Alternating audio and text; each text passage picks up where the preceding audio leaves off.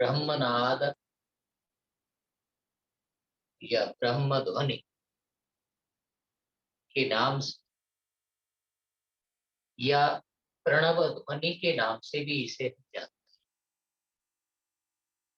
उदगीत के नाम से भी इसे जाना जाता है। और अंग्रेजी भाषा में यूनिवर्सल साउंड या कॉस्मिक साउंड के नाम से इसे जाना जाता है। अलग अलग मत, संप्रदाय, पंथों में अलग अलग नाम से इस ब्रह्मनाद को, ब्रह्म ध्वनि को जाना और माना जाता है। कोई इसे ओंकार के नाम से, तो कोई ब्रह्मनाद के नाम से, तो कोई ब्रह्म ध्वनि के नाम से, कोई यूनिवर्सल साउंड या कॉस्मिक साउंड के रूप में इस ब्रह्मनाद को, इस ब्रह्म ध्वनि को जानते हैं।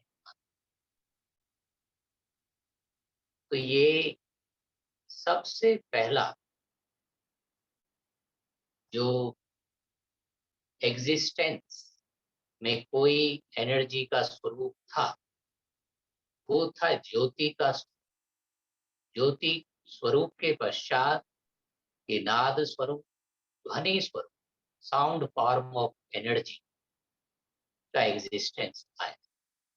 यानी कि ज्योति, प्रकाश के पश्चात ये साउंड फॉर्म ऑफ एनर्जी, जिसे हम नाद ब्रह्म या ब्रह्मनाद या ब्रह्म ध्वनि के नाम से जानते हैं। इसका गायन कर लेने के पश्चात हम करेंगे अभी प्रार्थना।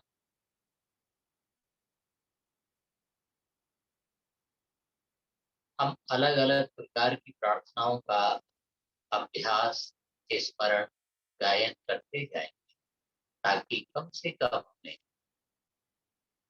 3-4 तरह के अलग अलग प्रकार की प्रार्थनाएं और 2-3 प्रकार से अलग अलग प्रकार से कक्षा के समापन करने के लिए मंत्र और उसका विधान और उसका प्रकार प्राप्त हो। तो अभी हम करेंगे प्रार्थना दूसरे मंत्र के मध्य से।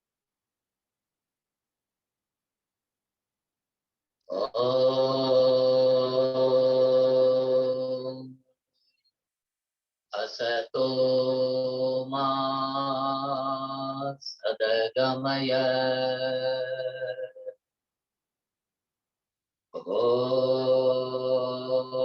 ओम तमसो मा ज्योतिर्गमय, ओम मृत्युर्मा अमृतं गमय।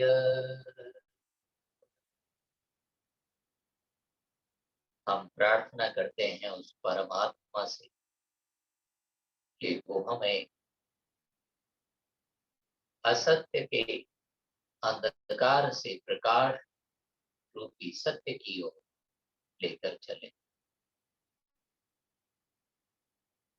और अज्ञान रूपी अंधकार से प्रकाश, ज्ञान रूपी प्रकाश की ओर लेकर के चले, और मृत्यु से, इस मृत प्राय जीवन, मरणशील जीवन से अमृत तत्व की ओर हमें लेकर के चले। ऐसी प्रार्थना करते हुए हम करेंगे सर्वप्रथम ये लाइट एक्सरसाइजेस। बैठे हुए स्थिति में ये ग्रीवा शक्ति विकासक क्रियाएं इनका हम अभ्यास करें। रीढ़ सीधा रखेंगे। आप वज्रासन में बैठे, सुखासन में बैठे, पद्मासन में, अर्ध पद्मासन में, स्वास्तिक आसन या सिद्ध आसन आदि आसन में बैठ सकते हैं। रीढ़ सीधा रखेंगे, चेहरा सामने। श्वास छोड़ते हुए चेहरे को साइड में अधिकतम पीछे की दिशा में लेते हैं और फिर श्वास लेते हुए चेहरे को सामने की दिशा में वापस लेकर के आते हैं। इसी प्रकार से हम दूसरी दिशा में श्वास छोड़ते हुए साइड में अधिकतम पीछे की दिशा में देखते हुए फिर श्वास लेते हुए सामने की दिशा में वापस। इसी प्रकार आप दोहराते रहिएगा। श्वास छोड़ते हुए दूसरी दिशा में, श्वास लेते हुए वापस सामने की दिशा में हम आते। श्वास के साथ शरीर की क्रिया। ग्रीवा शक्ति विकासक नंबर 1 आप ये कर रहे हैं। श्वास छोड़ते हुए साइड में देखते हैं, पीछे की दिशा में 2-3 सेकंड सकते हैं। श्वास लेते हुए चेहरे को सामने की दिशा में वापस लेकर के आते हैं। फिर दूसरी दिशा में इसी प्रकार श्वास छोड़ते हुए पीछे की दिशा में श्वास छोड़ लेते हुए वापस सामने की दिशा। और अभी हम करेंगे ग्रीवा शक्ति विकासक नंबर 2। श्वास लेते हुए चेहरा ऊपर की तरफ, नीचे की तरफ सर झुका दिया और श्वास छोड़ते हुए सामने की दिशा में नीचे की तरफ अधिकतम हम चेहरे को लेकर श्वास लेते हुए सर पीछे की दिशा में जाता है। 2-3 सेकंड रुकते हैं। फिर श्वास छोड़ते हुए चेहरे को, सर को सामने की दिशा से नीचे की तरफ लाते हैं। बॉडी को कंठ कोट में स्पर्श कर देते हैं। इसी प्रकार से आप दोहराते रहिएगा। कम से कम 8-10 बार इस क्रिया का अभ्यास करना। और फिर ग्रीवा शक्ति विकासक नंबर 3। सांस छोड़ते हुए चेहरा सामने की दिशा से नीचे की तरफ, फिर श्वास लेते हुए पीछे की तरफ चेहरा जाता है। श्वास छोड़ते हुए चेहरा सामने की दिशा में नीचे की तरफ जाता है। श्वास के साथ शरीर की क्रिया। गोल आकार क्लॉकवाइज आप 3-4 बार चला दीजिए और फिर एंटी क्लॉकवाइज भी आप 3-4 बार चला दीजिए।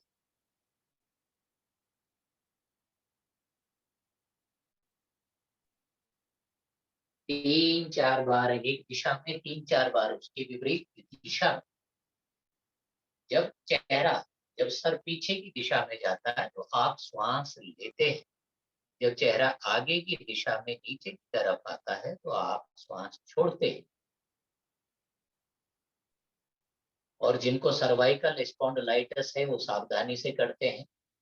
वैसे बैठे हुए हम कर रहे हैं, हर कोई कर सकता है। जिनको सर्वाइकल है वो भी, जिनको ब्लड प्रेशर हाई है वो भी, जिनको हार्ट का प्रॉब्लम है वो भी, जिनको माइग्रेन है या इंसोमिनिया है या नर्वस सिस्टम का वीकनेस है या गिडीनेस का शिकायत रहता है, वो भी कर सकते हैं। बैठे हुए स्थिति में गर्दन के कंधों के एक्सरसाइजेस करने अधिक सरल हैं।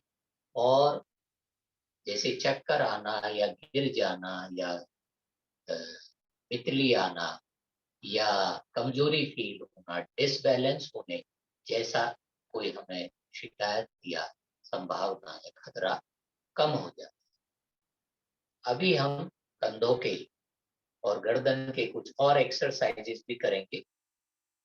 ऐसे दोनों हाथों को सामने की दिशा में लाए, अंगूठे को अंदर की दिशा में फोल्ड कर लिया, इस प्रकार स्पर्श किया, फिर हाथों को सीधे कर दिया। इस प्रकार स्पर्श कीजिए, फोल्ड कीजिए, सीधे कीजिए, फिर साइड्स में भी चला दीजिए।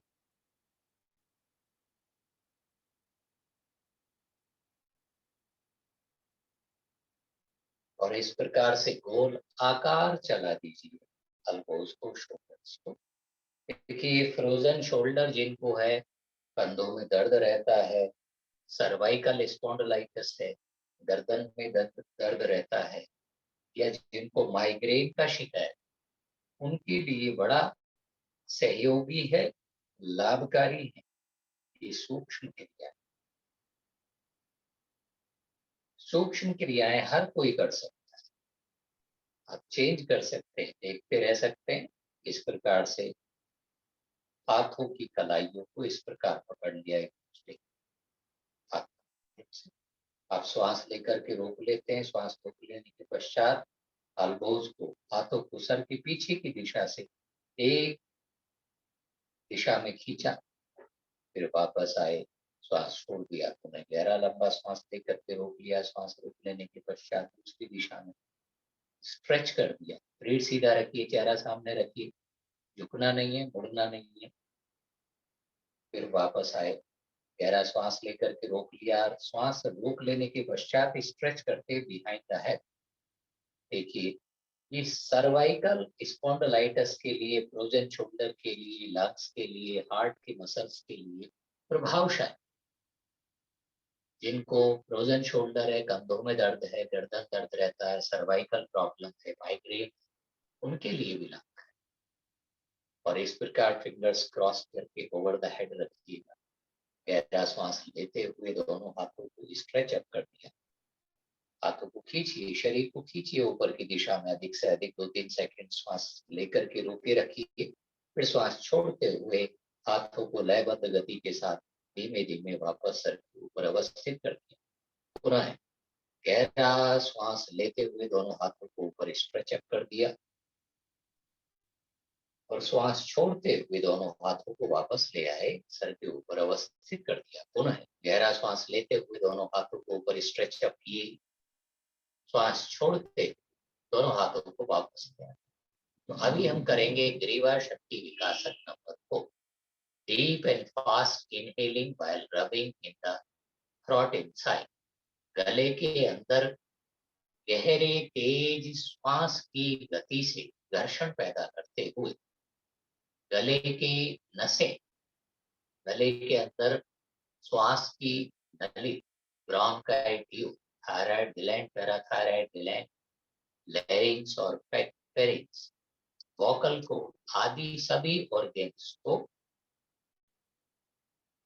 गहरे श्वास लेने और गहरे श्वास छोड़ने के माध्यम से उनके टॉक्सिन्स हटें, के इनेक्टिव सेल्स एक्टिवेट हों, उनके वाइटल फोर्स का, प्राण का लेवल बढ़े और उनका शोधन कैसे करेंगे, बैठे हुए भी आप इस स्थिति में कर सकते, लाइक दिस।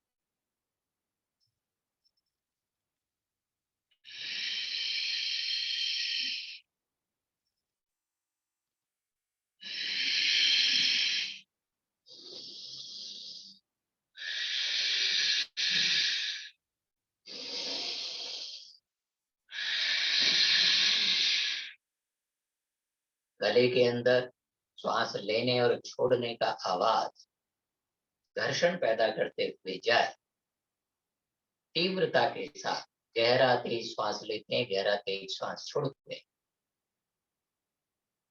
ग्रीवा शक्ति विकासक नंबर 4 का आपने अभ्यास किया और फिर इस क्रिया को करने से चूंकि ब्लड प्रेशर हाई हो जाता है, तो थोड़ा रुक जाएं और 2-4 ब्रीदिंग्स के लिए नॉर्मल होने दें श्वास को।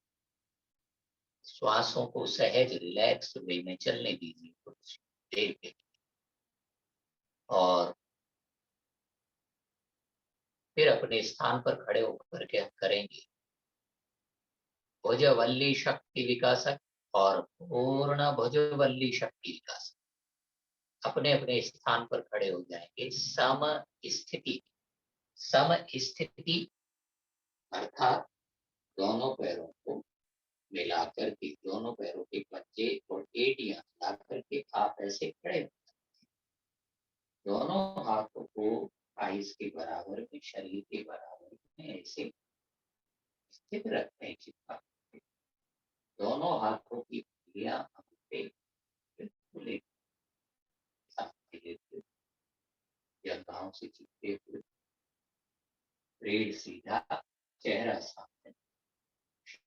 सधा हुआ, तना हुआ, सीधे सम स्थिति, तो ये कहलाता है सम स्थिति। और अभी आप करेंगे भुजवल्ली शक्ति विकास नंबर 1। गहरा श्वास लेते हुए दोनों हाथ ऊपर ले जाइए, फिर श्वास छोड़ते हुए दोनों हाथ को वापस लाइए। यहाँ लगाना स्पष्ट नहीं करना है, फिर वापस ले जाइए। ऊपर नमस्ते जी जैसे भी नहीं मिलाना, नहीं, हाथों को गैप रख, फिर नीचे तक लाइए। इनहेल, एक्सहेल, श्वास लेना, श्वास छोड़ना, श्वास लेना, श्वास छोड़ना।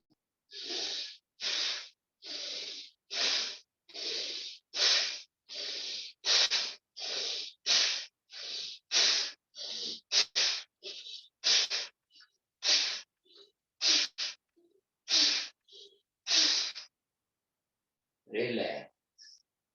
और 1 मिनट के लिए गहरे श्वास लीजिए, गहरे श्वास छोड़िएगा। इस क्रिया को करने से शरीर के अंदर ब्लड प्रेशर भी बढ़ता है। तो जिनको बीपी लो रहता है उनके लिए बड़ा लाभकारी है, जिनको नजला जुकाम है, ब्रोंकाइटिस अस्थमा है, उनके लिए भी लाभकारी है।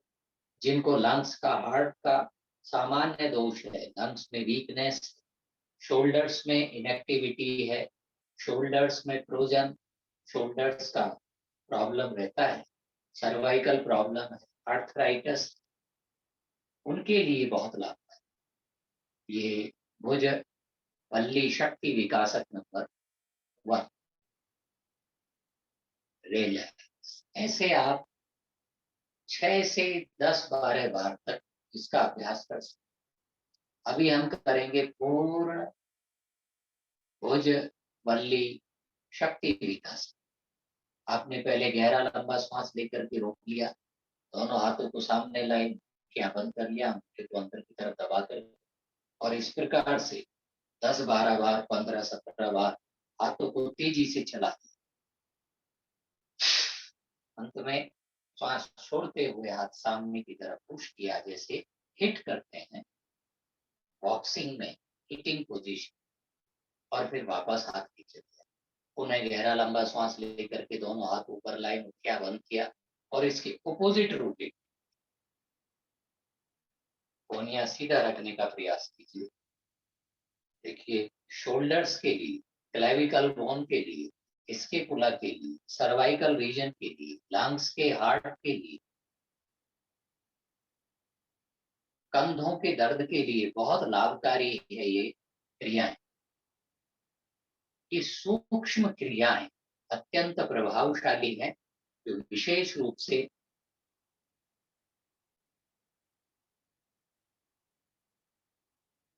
योगा लेवल 1 या योगा लेवल 2 के कोर्सेज में ये हमें कराई जाती।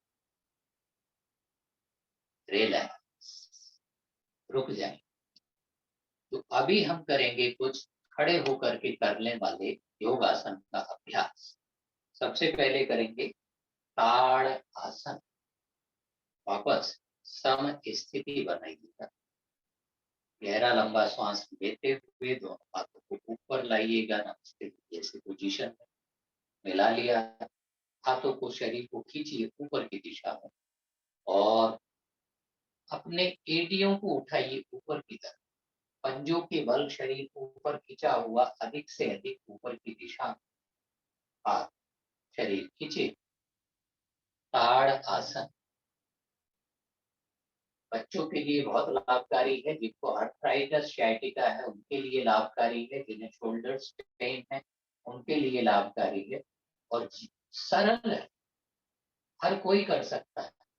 कम एज का, अधिक एज का, बिगिनर्स सभी कर सकते। और फिर श्वास छोड़ते हुए हाथों को धीरे धीरे साइड से वापस लाइए। अभी हम करेंगे तिर्यक ताड़ आसन। तिर्यक ताड़ आसन में अगेन सम स्थिति में दोनों हाथ, दोनों पैर आए, श्वास लेते हुए दाहिना हाथ ऊपर ले गए, सर से, कान से हाथ को चिपका लिया, और दूसरी दिशा में श्वास रोकने के पश्चात ऐसे तिरछे हो गए, झुक गए साइड में, तो ये कहलाता है तिर्यक ताड़ आसन। गहरा श्वास लेते हुए हाथ ऊपर जाता है, श्वास लेकर के रोक लेने के पश्चात शरीर को दूसरी दिशा में साइड में झुका देते हैं और फिर श्वास छोड़ते हुए वापस हाथ को ले आते। एक बार पुनः कर लीजिए।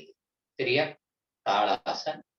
गहरा श्वास लेते हुए दाहिना हाथ ऊपर, सांस रोक लेने के पश्चात बाएं दिशा में झुके, 2-3 सेकंड रुकने के पश्चात सांस छोड़ते हुए सीधे हुए दाहिने हाथ को वापस ले आए। पुनः बाएं हाथ के साथ the same exercise to be done. गहरा श्वास लेते हुए हाथ ऊपर जाता है, सांस लेने के बाद रोक लिया और दूसरी दिशा में झुके, 2-3 सेकंड्स रुके और फिर वापस आए, श्वास छोड़ते हुए हाथ को वापस शरीर के बराबर में सम स्थिति में स्थित कर दिया।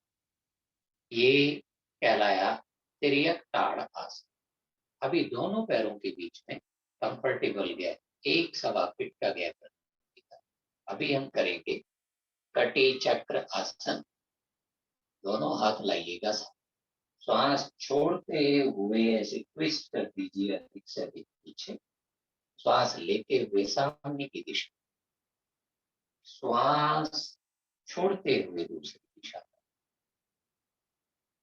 श्वास लेते हुए वापस सामने की दिशा, श्वास छोड़ते हुए साइड में जाते हैं, पीछे 2-3 सेकंड्स के लिए रुकते हैं और श्वास लेते हुए भरते हुए वापस सामने की दिशा में आ जाते हैं।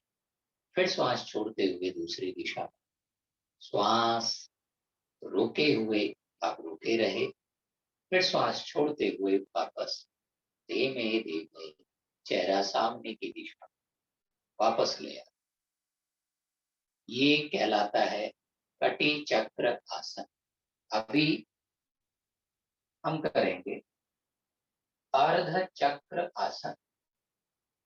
इस प्रकार दोनों पैरों के बीच में 1.5 फीट लगभग गैप रखा, दोनों हाथों से पीठ को ऐसे पकड़ लिया, होल्ड कर लिया, अंगूठे आगे की तरफ इस प्रकार पकड़ और गहरा श्वास लेकर के रोक लिया। सांस रोक लेने के पश्चात शरीर को पीछे झुकाया, एक से अधिक, और सावधानी से 2-3-4 सेकंड रुके, फिर श्वास छोड़ते हुए धीमे वापस। पुनः गहरा लंबा श्वास लेकर के रोक लिया, श्वास रोक लेने के पश्चात सावधानी पूर्वक पीछे की दिशा में झुके, पीछे झुकने के पश्चात 2-3 सेकंड रुके, 3-4 सेकंड के पश्चात वापस आके अधिक देर तक नहीं रुक। जिनको सर्वाइकल है, सीवियर ब्लड प्रेशर हाई है, हार्ट के प्रॉब्लम से, हार्निया है, देर तक नहीं रुके और अधिक पीछे नहीं झुके, थोड़ा सा हल्का सा झुकिए और वापस आए, रिलैक्स। अभी हम करेंगे पाद हस्त आसन।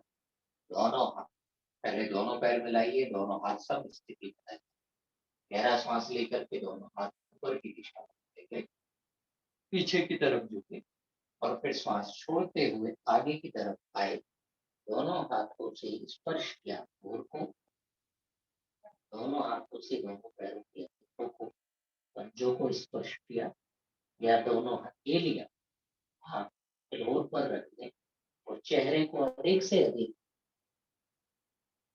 घुटने के पास लाए। प्रयास करेंगे कि माथा घुटने के अधिक से अधिक निकट आ जाए और माथा घुटनों को स्पर्श करके।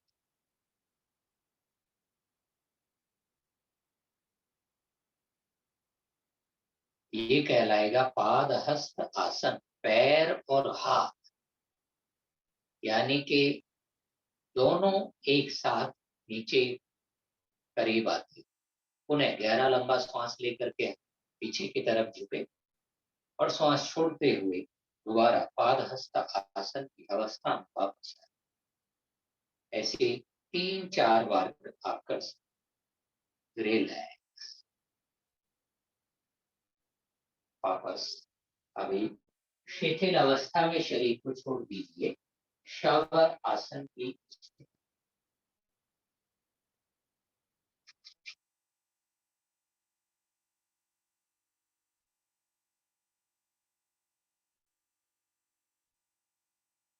शव आसन की स्थिति में शरीर को छोड़ दीजिएगा।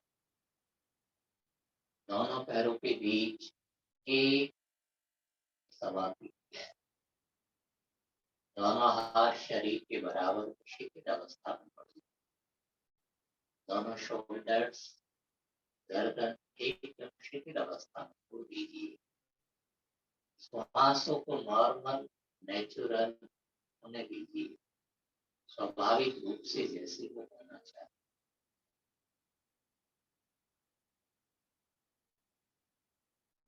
नेत्र बंद, अंतः दृष्टि श्वास श्वास की तरफ।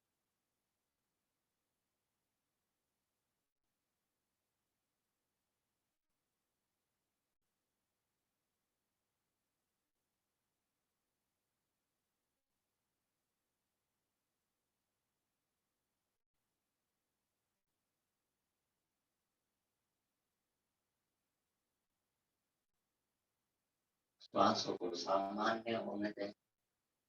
हार्ट बीट्स को, ब्लड प्रेशर को बिल्कुल रिलैक्स नॉर्मल नेचुरल रेंज में आ जाने।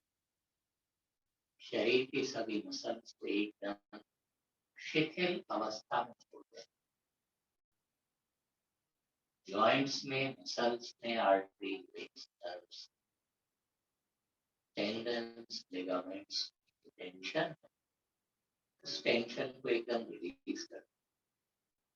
ग्लैंड्स के अंदर जो स्ट्रेस है, टेंशन, वो टेंशन एकदम रिलीज कर दें। Let that normal, let that be natural, relax.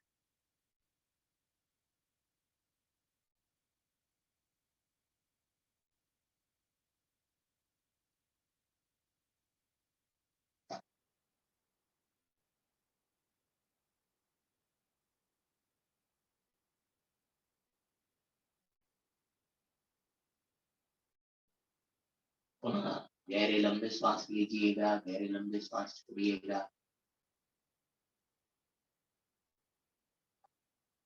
शरीर के अंदर प्राण को प्रवाहित करते हुए, संचारित करते हुए, शरीर के सभी अंगों को ऊर्जावान, प्राणवान बनाते हुए, हाथों को, पैरों को, जॉइंट्स को, मसल्स को एक्टिवेट कर ले।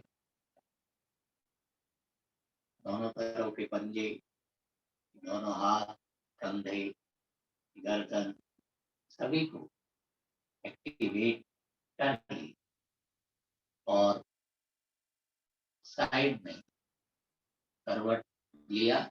हाथों का सहारा और कंधों का या घुटनों का सहारा देते हुए वापस अपने अपने स्थान पर आप बैठे।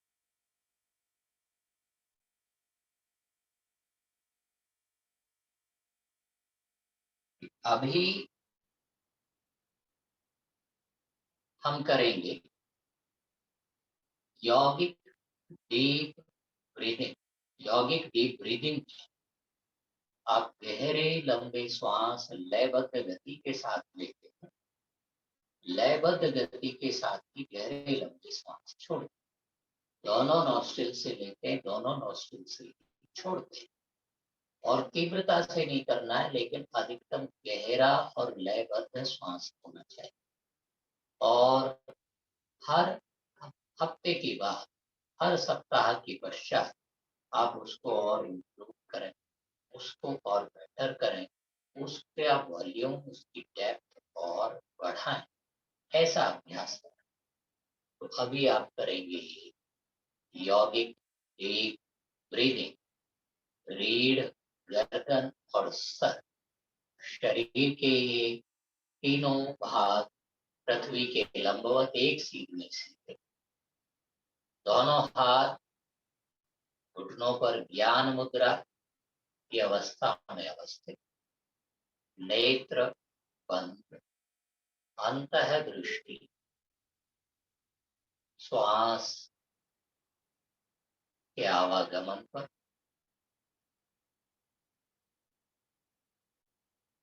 गहरे लंबे श्वास लीजिएगा, गहरे लंबे श्वास छोड़िए। लयबद्ध गति के साथ गहरे लंबे श्वास प्रश्वास की प्रक्रिया हर किसी के लिए लाभकारी।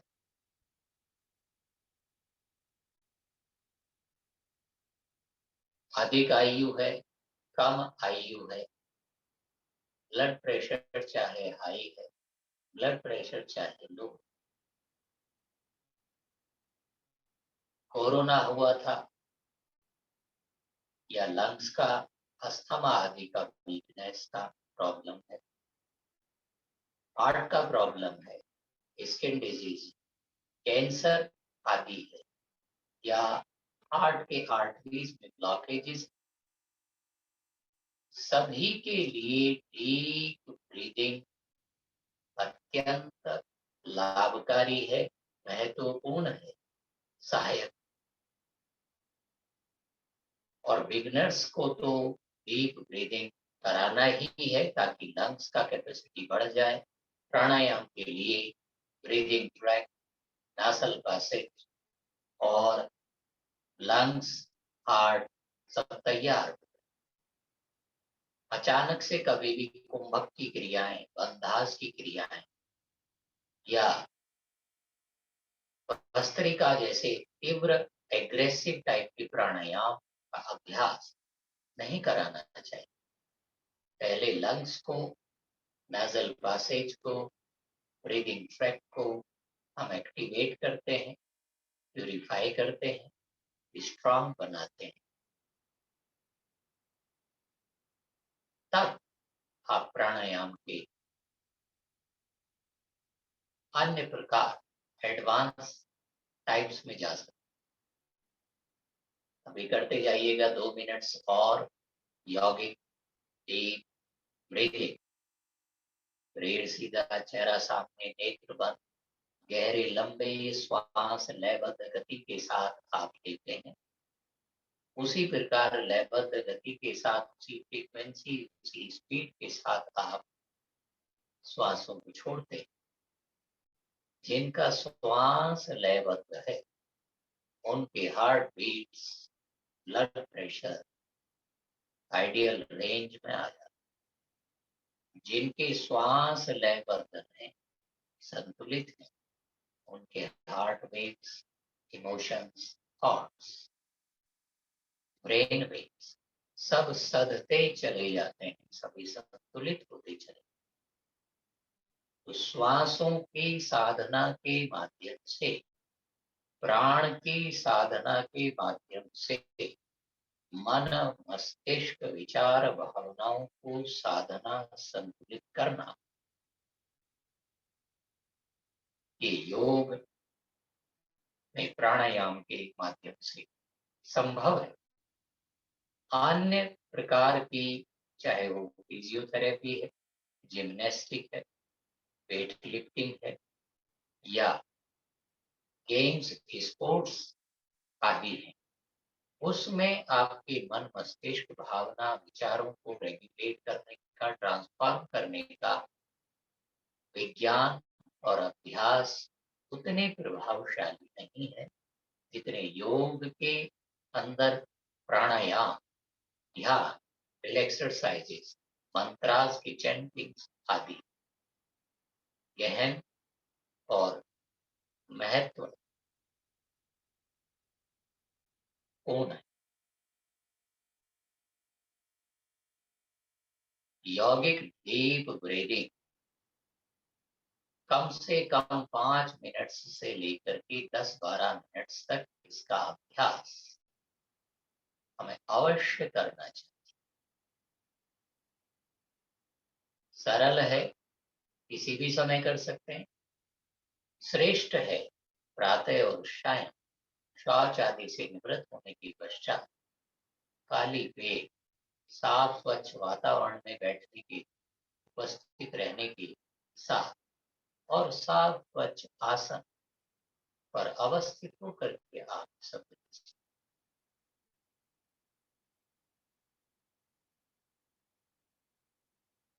और अभी हम करेंगे दूसरे प्राणायाम का। रिलैक्स, रुक जाए। योग के योगा लेवल 1 के सिलेबस में एक दूसरा प्राणायाम की चर्चा भी है। That is known as sectional breathing. Section अलग अलग, 3 सेक्शन, 3 क्षेत्र, 3 क्षेत्र बना दिए हैं। यानी कि एब्डोमिनल क्षेत्र, फिर थोरेसिक लंग्स का एरिया, और फिर सर्वाइकल यानी कि ये गले और गर्दन के क्लेविकल बोन के आसपास का एरिया। ये प्राणायाम के जो पॉइंट है उसमें ये प्रिपरेटरी ब्रीदिंग प्रैक्टिसेस में 4.6 पर सेक्शनल ब्रीदिंग, इसमें abdominal breathing, thoracic breathing and clavicular breathing की चर्चा। ये सेक्शनल ब्रीदिंग क्या है? यानी कि इस प्रकार से श्वास का, प्राणायाम का अभ्यास करना, श्वास लेना या छोड़ना, कि शरीर के 3 भाग मुख्य रूप से प्रभावित। एब्डोमेन पेट वाला क्षेत्र, फिर थोरेसिक रिब्स वाला, लंग्स वाला क्षेत्र यानी कि पसलियों की, छाती की आसपास का क्षेत्र, और क्लेविकुलर एरिया यानी कि क्लेविकल बोन भी कहलाता है, कॉलर बोन, यानी कि गर्दन, कंधे और चेहरे के आसपास का क्षेत्र। 3 क्षेत्र, एक ये, दूसरा ये, तीसरा गर्दन और चेहरे की। हम किस प्रकार से श्वास लेंगे एक बार देख लेंगे। मैं अपने शरीर पर इसका अभ्यास करता हूँ। सेक्शनल ब्रीदिंग माने पेट भी फूले, छाती लंग्स भी फूले, और कंधे गर्दन भी हल्का सा मूवमेंट में आए, लाइक दिस।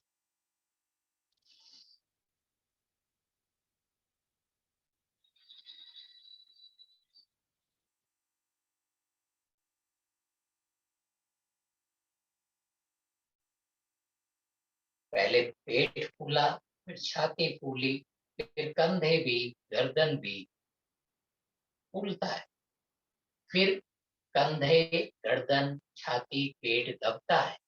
यानी कि तीनों सेक्शन 1 बाय 1 फूलते हो, 1 बाय 1 दबते। ऐसे श्वास लेना और छोड़ना आप कीजिए। दोनों नासिका से गहरा लंबा श्वास लीजिए, पेट फूलता जाता है। पेट फूलने के बाद डायफ्राम फूलता है, छाती और रिब्स, लंग्स का एरिया फूलता है, और लंग्स और छाती भी बढ़ जाने के बाद गला, गले के आसपास की कॉलर बोन्स, क्लेविकल बोन्स का क्षेत्र भी मूवमेंट में आता है। डायफ्राम फूलने से कंधे भी ऊपर की तरफ जाते हैं। फिर उसी प्रकार से कंधे नीचे आते हैं जब आप सांस छोड़ते हैं, फिर छाती नीचे आती है जब सांस छोड़ते हैं, फिर पेट नीचे अंदर की तरफ चला जाता है जब सांस छोड़ते हैं। तो ये कहलाता है sectional breathing. 3 sections, abdominal, thoracic और क्लेविकुलर। थोरेसिक वर्टिब्रास होती है, देखिए 7 वर्टिब्रास है गर्दन में, और गर्दन से नीचे छाती के पीछे की तरफ 12 थोरेसिक वर्टिब्रास। इसलिए गर्दन से नीचे के क्षेत्र को थोरेसिक एरिया और थोरेसिक ब्रीदिंग कहा जाता है। और क्लेविकुलर ब्रीदिंग सर्वाइकल एरिया या शोल्डर्स वाला, या ये कॉलर बोन वाला एरिया, क्लेविकल बोन ये वाला कहलाता है, कंधे से गर्दन, कॉलर बोन। तो तीनों एरियाज पर इफेक्ट पड़ रहा है श्वास के लेने का और छोड़ने। श्वास लेते हुए पेट फूलता है, छाती फूलती है, गर्दन, कंधे भी मूवमेंट में आते हैं, और श्वास छोड़ते हुए भी कंधे दबते हैं, छाती दबती है, पेट दबता है। तीनों सेक्शन पर इफेक्ट श्वास के लेने का, श्वास के छोड़ने का हो रहा है। ये कहलाता है सेक्शनल ब्रीदिंग। इससे प्राणायाम की तैयारी हो जाती है और शरीर के अंदर प्राण का प्रवाह बढ़ जाता है और बहुत प्रकार के सामान्य रोग दूर होते चले जाते हैं, चाहे वो कॉन्स्टिपेशन है, कंजेशन है, सफोकेशन है, ब्रांकाइटिस अस्थमा है, ऑक्सीजन सैचुरेशन लेवल लो है, लंग्स का, हार्ट का, मसल्स का वीकनेस का प्रॉब्लम है या साइनसाइटिस का प्रॉब्लम है, सभी के लिए लाभ है। और ब्रेन की सेल्स, न्यूरॉन्स को एक्स्ट्रा ऑक्सीजन सप्लाई होता है तो उनको फ्रेशनेस आती है, वो और अधिक चैतन्य होकर के रिस्पॉन्ड करना शुरू करते हैं। कम से कम 5 मिनट से 10 मिनट तक इसका अभ्यास आप करते रह सकते। अभी और कीजिएगा 1 मिनट और सेक्शनल ब्रीदिंग का अभ्यास। तो आपने पहले किया डीप यॉगिक ब्रीदिंग, फिर किया सेक्शनल ब्रीदिंग सिलेबस के अनुसार।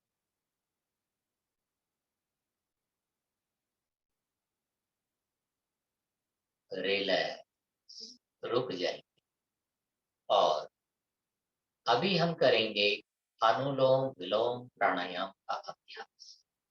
दाहिना हाथ लाइएगा नॉस्ट्रिल्स पर, दाहिने हाथ के अंगूठे से दाहिने नॉस्ट्रिल को बंद कर दिया, लेफ्ट नॉस्ट्रिल से पहले लयबद्ध गति के साथ श्वास छोड़ दिया।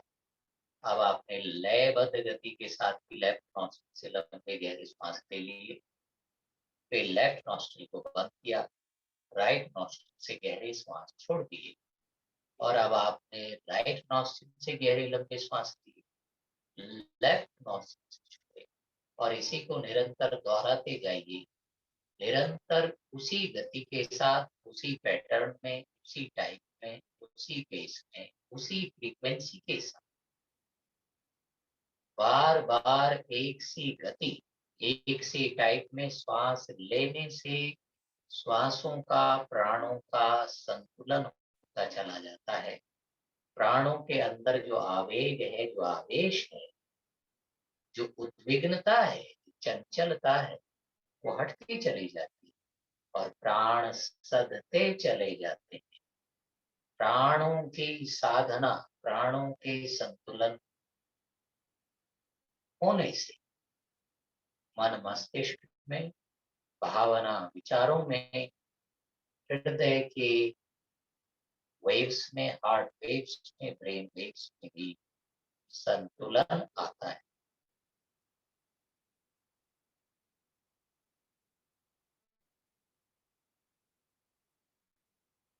With the help of pranayamas, you are balancing the heart waves, the brain waves, the thought waves, the emotional waves. तो जिनको टेंशन, फ्रस्ट्रेशन, एंजाइटी रहता है, इंसोमिनिया है, उनके लिए अत्यंत लाभदायक। जिनको इरिटेशन रहता है, डिप्रेशन रहता है, उनके लिए भी अत्यंत प्रभावशाली है। लयबद्ध गति के साथ आप लेफ्ट नॉस्ट्रिल से सांस ले रहे हैं, राइट नॉस्ट्रिल से छोड़ रहे हैं, फिर राइट नॉस्ट्रिल से ले रहे हैं, लेफ्ट नॉस्ट्रिल से छोड़ रहे हैं और श्वास गहरा हो, लयबद्ध हो, लंबा हो, अधिक तीव्र ना हो। अधिक तीव्र केवल उनको करना है जिनको ब्लड प्रेशर लो रहता है, नजला जुकाम रहता है, जोड़ों में दर्द रहते हैं, मोटापा है। और जिनको ब्लड प्रेशर हाई है वो धीमे से कीजिए। हार्ट के पेशेंट से धीमे से कीजिए। एंजाइटी, इरिटेशन रहता है, धीमी लयबद्ध गति से कीजिए। जब भी आप श्वासों को तीव्रता से लेंगे, छोड़ेंगे, तीव्र गति से श्वास की क्रियाएं, प्राणायाम की क्रियाएं करने से ब्लड प्रेशर बढ़ जाता है, हार्ट की बीट्स बढ़ जाती, शरीर के अंदर टेम्परेचर बढ़ जाता है, हीट बढ़ जाता है।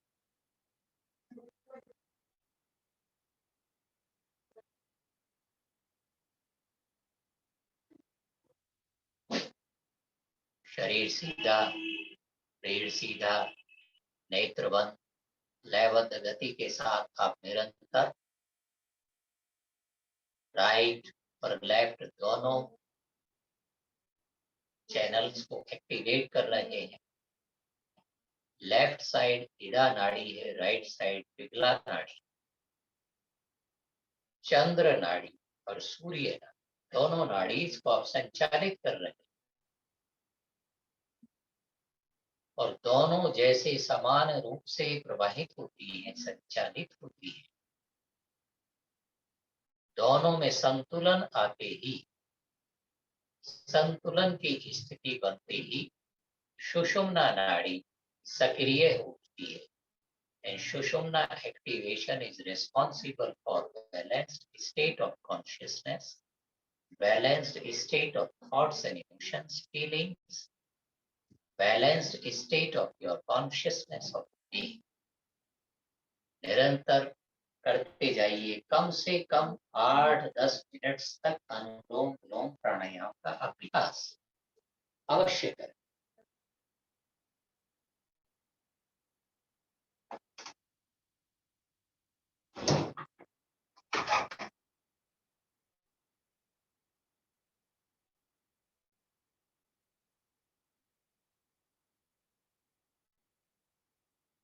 गहन लयबद्ध श्वास प्रश्वास की प्रक्रिया। कि श्वास का लेना ये कहलाता है पूरक, यानी कि आप पूर्ण कर रहे हैं, पूरक कर रहे हैं। और श्वास का छोड़ना ये कहलाता है रेचन, रेचक करना, यानी कि रिलीज करना, शोधन करना, पोर आउट करना, उड़ेलना या खाली करना, ये रेचन कहलाता। और रेचन से ही एक शब्द बना है विरेचन, यानी कि ऐसे अनेकों चूर्ण है जिनको विरेचक चूर्ण कहते हैं। उन चूर्ण को, उन औषधि को लेने से बाउल क्लींजिंग में मदद मिलती है। लूज मोशन के रूप में बाउल क्लींजिंग हमें होने लगता है। तो ये विरेचक चूर्ण, विरेचक औषधि आयुर्वेद में होती है। ऐसे ही शोधन के लिए जो योग में क्रियाएं हैं, उनमें से एक शोधन की क्रिया है रेचन। रेचन माने रिलीजिंग करना, छोड़ना, त्यागना, खाली करना। आप श्वासों को फेंक रहे हैं, ये रेचन।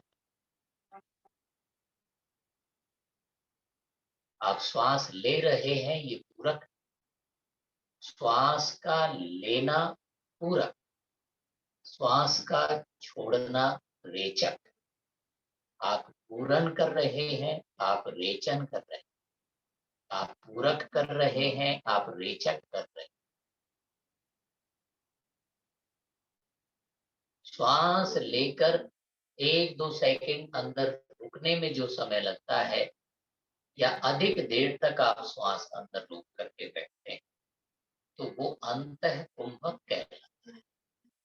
श्वास लेकर यानी कि पूरक करने के पश्चात श्वास को अंदर रोक करके बैठ जाना, ये कहलाता है अंतः। और रेचन अर्थात रिलीज करने के, श्वास छोड़ने के पश्चात श्वास को बाहर रोक देना, ये कहलाता है बाह्य कुंभक। श्वास का लेना पूरक, श्वास का लेकर रोकना अंतः कुंभक, श्वास का छोड़ना रेचक, श्वास छोड़ करके बाहर रोक देना बाह्य कुंभक। यानी कि श्वास के 4 डिफरेंट एस्पेक्ट्स हैं। श्वास का लेना, अंदर रोकना, श्वास का छोड़ना और बाहर रोकना। ये अनुलोम विलोम में श्वास लेने पर, श्वास छोड़ने पर हमारा अधिक फोकस होता है।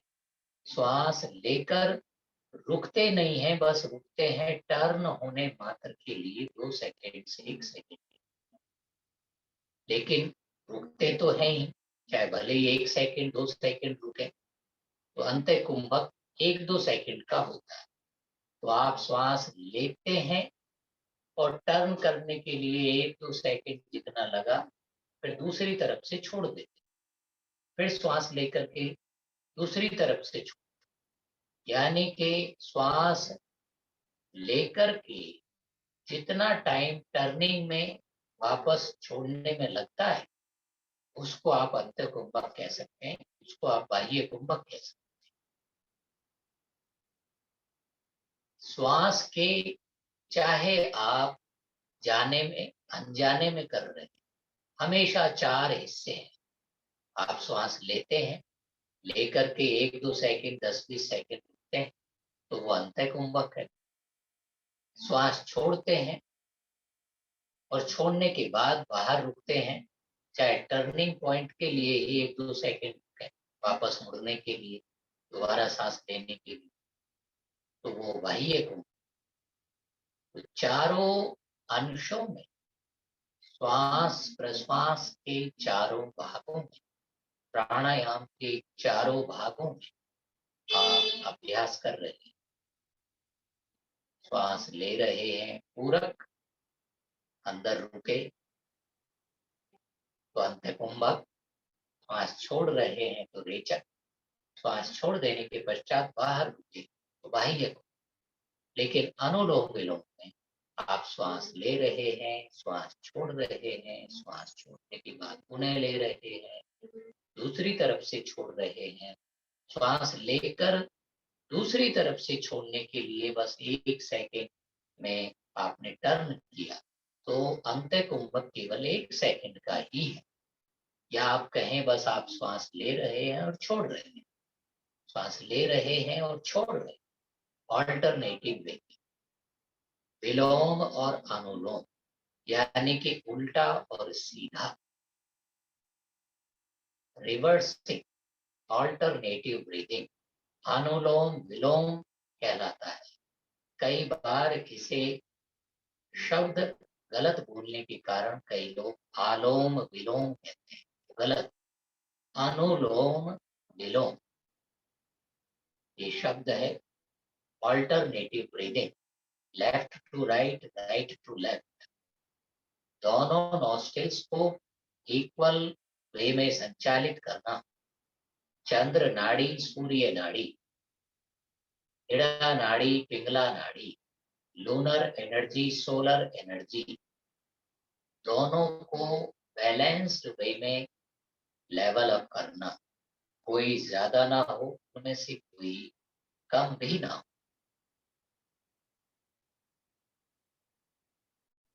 शरीर के अंदर शीतलता बढ़ाता है यदि लैक नॉस्टिक पर्याप्त चल रहा है। शरीर के अंदर अग्नि तत्व को, हीट को, टेम्परेचर को, ताप को बढ़ाता है यदि राइट नॉस्टिक, पिंगला नाड़ी ठीक प्रकार से या अधिक मात्रा में चल रहा है। अब यदि दोनों संतुलित बराबर मात्रा में चलते हैं, तो दोनों charges, negative charge positive charge, चंद्र की शीतलता और सूर्य का ताप दोनों इक्वल लेवल में बढ़ते हैं, यानी कि ओज और तेज, नेगेटिव चार्ज और पॉजिटिव चार्ज, लूनर एनर्जी और सोलर एनर्जी, शीतलता और ताप दोनों इक्वली, आप जितनी मात्रा में उसे लिया उतनी मात्रा में उसे भी बढ़ाया, जितना उसे लिया फिर पुनः उतनी मात्रा में दूसरा भी, तो आप दोनों को संतुलित कर रहे हैं। और दोनों में जैसे ही संतुलन बनने लगता है, तो संतुलन की अवस्था में आप जैसे ही अवस्थित होते हैं, तो सुषुम्ना नाड़ी एक्टिवेट हो जाता है, और सुषुम्ना एक्टिवेशन आपको ध्यान मग्न बनाता है, आपकी चेतना को ध्यान मग्न बनाता आपकी चेतना ध्यानस्थ चेतना हो जाती है। आपकी चेतना जो बहिर्मुखी थी वो आत्मस्थ चेतना हो जाती है। आपकी चेतना जो बहिर्मुखी होकर के बहिर्गमन कर रही थी, बाहर की चीजों में व्यस्त थी, एंगेज थी, एक्सट्रोवर्ट फ्लो था, वो स्वयं में स्थित स्वस्थ होने,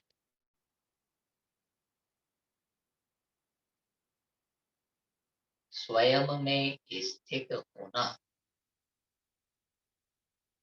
क्योंकि चेतना आत्मा के विषय है, आत्मा का स्वभाव है, आत्मा की प्रकृति, यानी कि चेतना वापस अपने मूल स्रोत आत्मा में अवस्थित होने लगती है, यानी कि स्वयं में स्थित हो जाती है। अर्थात आप स्वयं में स्थित हो जाते हैं, आप स्वस्थ हो जाते हैं। चेतना बाहर की तरफ फ्लो कर रही है, आप अस्त व्यस्त होते हैं, अस्वस्थ होते हैं। चेतना बहिर्मुखी होने के कारण आप कमजोर होते हैं, रोगी होते हैं, एंगेज होते हैं, डिवाइडेड होते हैं, पुअर होते हैं।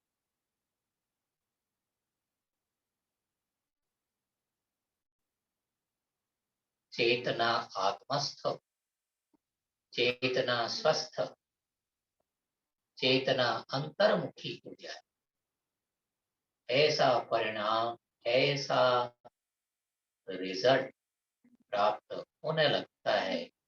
अनुलोम विलोम प्राणायाम का अभ्यास नित्य प्रति 10 से 15 मिनट यदि हम करते जाते, रिलैक्स,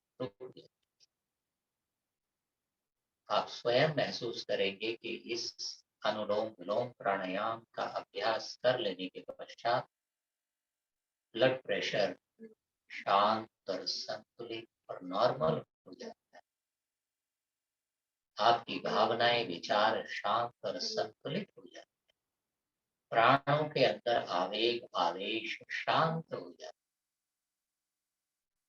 आपके हार्ट की बीट्स, ब्रेन की बीट्स सदते चले जाते, ब्रेन वेव्स, हार्ट वेव्स संतुलित हो जाते, और आप स्वयं में स्थित हो जाते, आप आत्म स्थित हो जाते, आप सत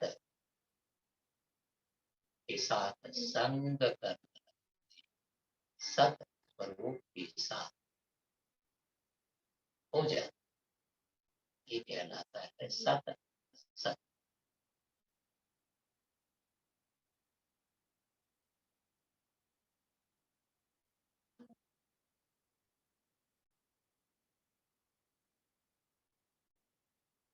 शांत स्थिति,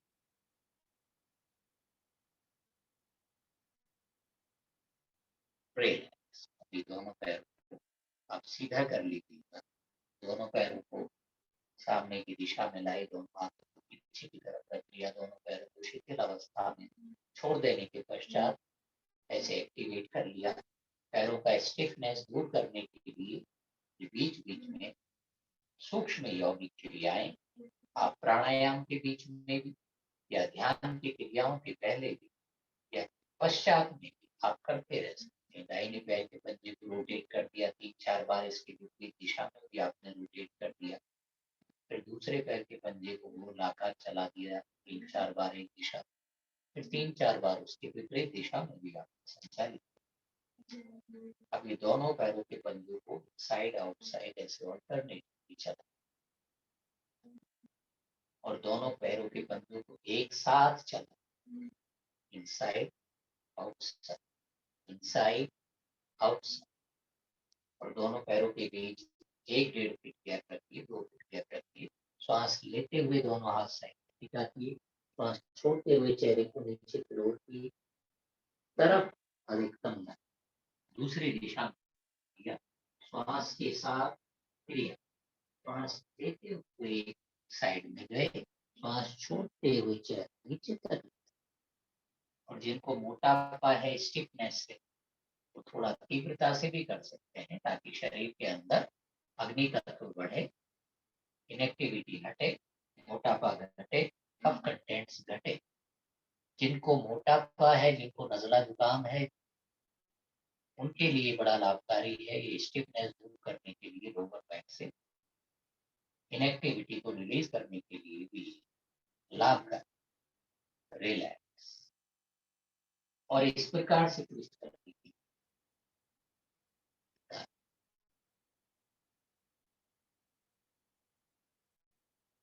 जो हाथ पीछे जाता है, उस हाथ की तरफ देखना है, पीछे अधिक से अधिक ट्विस्ट कीजिए शरीर, चेहरे को, गर्दन, रीढ़, सर, पीछे की दिशा, सामने की दिशा, दूसरी दिशा, तेजी से ट्विस्ट करते हैं तो ये आप त्रिकोण आसन की भांति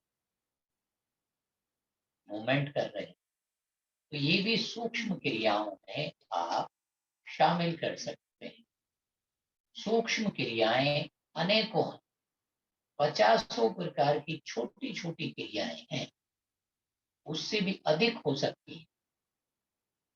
यदि हम कुछ एक्सरसाइजेस फिजियोथेरेपी से, जिम्नास्टिक से, या हैवी एक्सरसाइजेस से, स्थूल व्यायाम से भी ले लें, तो सूक्ष्म क्रियाएं और स्थूल क्रियाएं मैं कह सकता हूं 100 से अधिक हो सकती हैं योग, और उनमें से 30, 40, 50 हमें अवश्य आनी चाहिए, सूक्ष्म क्रियाएं और स्थूल यौगिक क्रिया। रिलैक्स। अभी पैरों को वापस समेट लीजिए।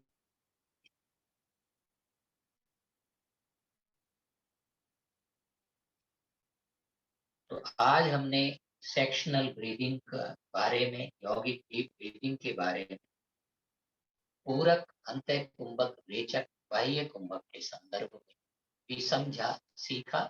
ये आपके सिलेबस में भी है, और योग के बेसिक नॉलेज के लिए आवश्यक, गहन नॉलेज के लिए आवश्यक। इसके पश्चात ही आप मूल बंध, उद्यान बंध, कुंभक की क्रियाएं, मुद्राज आदि, या अलग अलग प्रकार के प्राणायाम, जिसमें हम बताएंगे इसमें अंत्य कुंभक करना है, इसमें बाह्य कुंभक करना है। तो इसलिए ये टर्म्स पता होना चाहिए कि बाह्य कुंभक क्या है, अंत्य कुंभक क्या है, रेचन क्या है, पूरण क्या है।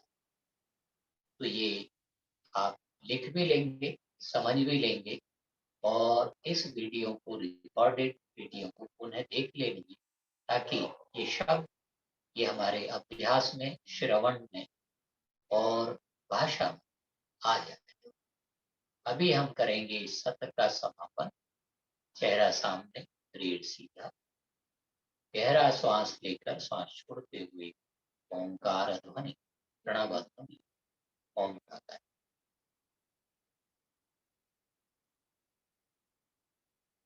ॐ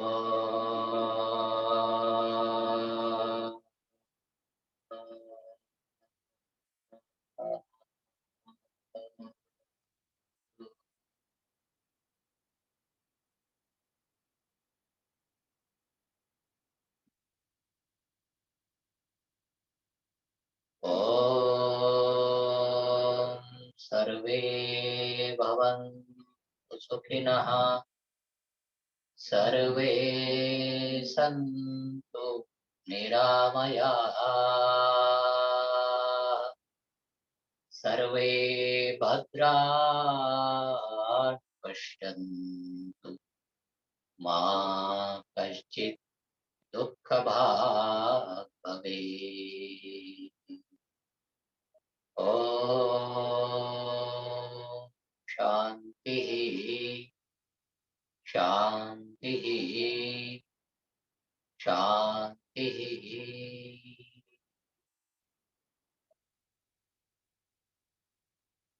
हाथ जोड़कर करें परमात्मा, उसके अंश सभी, सभी गुरुजनों को, ऋषिजन, मुनियों, अपने सभी टीचर्स,